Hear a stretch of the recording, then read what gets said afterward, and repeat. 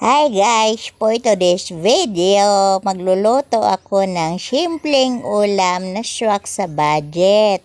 Oo, meron ako nilagang itlog, bawang, sibuyas, toyo, kalamansi, paminta, laurel, at yung pampalasa, chicken cubes, at yung fish is kamote. Tapos may tubig. Ayan, bilang isang nanay, maghanap tayo ng diskarte sa buhay para maihain sa pagkainan, 'di ba? Tapos, ayan, nagpapainit na ako ng kawali. Nilagyan ko ng mantika.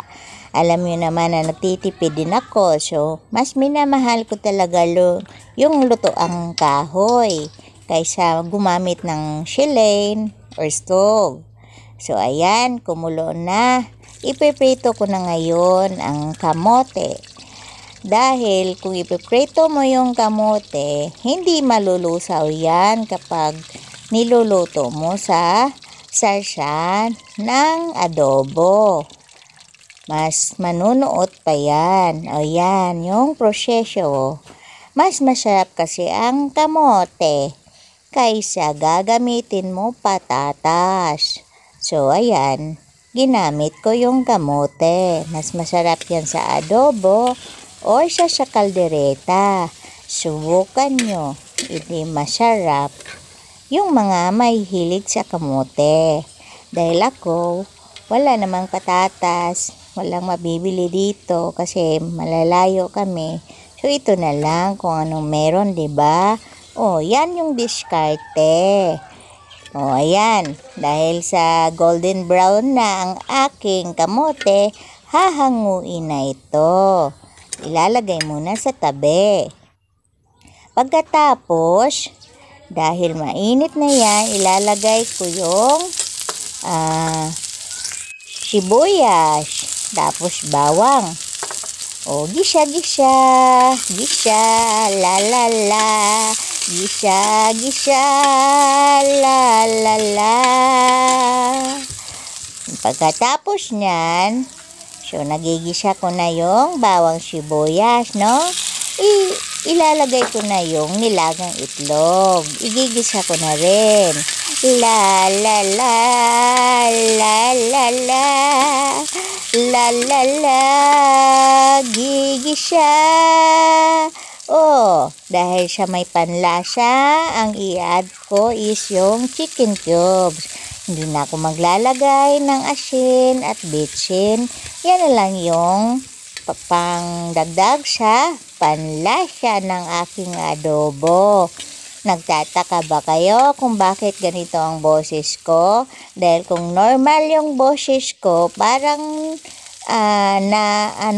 naasiwa magsalita. Kaya ganito na lang yung boses ko, 'di ba? O, lagyan ko ng toyo at kalamansi. Perfect na perfect. Pag sa adobo, lalagyan mo ng kalamansi kaysa suka, mas manunuot ang panlasa. So, dahil may panim yung kuyang namin dito ng kalamansi, hingi-hingi na lang, 'di ba? So, sa Kapampangan, sabi ng biyanan ko, kapag maglalagay ka daw ng toyo at kalamansi, wag mo munang hahaluin. So, yan, iniikot-ikot ko lang yung iniikot-ikot ko lang yung itlog para lutong-luto talaga yung toyo. Yon yung diskarte daw. Sinusunod ko. In fairness naman, masarap. Masarap. Oo. Kahit hindi nyo matikman, masarap. Dahil ako yung nakakaalam sa sarap. So, ayan. Next nyan, dahil yan, kulong-kulo yan, lalagyan ko na ng paminta. The more paminta, the more masarap. Oh, may laurel. Oh, laurel yan. Laurel. Oh, pampasarap din yan. So, yan, mix, halo-halo. O, diba? Dahil maproseso talaga ako kapag nagluluto. Gusto ko yung maproseso. Dahil wala naman akong ginagawa. Nandito lang ako sa bahay. O, ano? O, gagaya pa ba kayo sa akin? Pero sa totoo lang, masarap yan. O, sige. Pagkasunod niyan, hahanguin ko na yan. O, diba? Sabi ko nga, maproseso akong magluto. Hango, tanggal, ganyan lang. Lagay, tanggal, ganyan lang talaga ang pagluto. Diskarte lang din yan. Diba?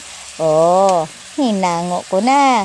Ba't hinango ko? Kasi lalagyan ko ng tubig. Yung nilaga kasi lutong-luto na yan. Lutong-luto. So, para nandun pa rin yung ano niya sa ano ba yan? Outer index ba yan? Basta, hindi ko ma-explain. Tapos, lalagyan ko na ng tubig. O, ayan.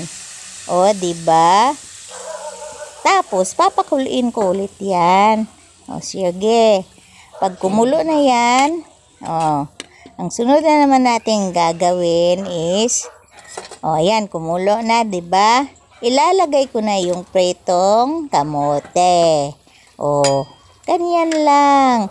Tapos, halo-halo, la-la-la, la-la-la, ang buhay ay talagang ganyan. Ayan na. Diba? Yan na yung finished product. Binilek ko ulit yung hinangong itlog. Kasi final na yan. Di may ulam na ang asawa ko. Dahil ang kakainin ko lang dyan is kamote. Sa kanila na yung itlog. Bawal sa akin yung itlog. Kamote na lang ako. Yan.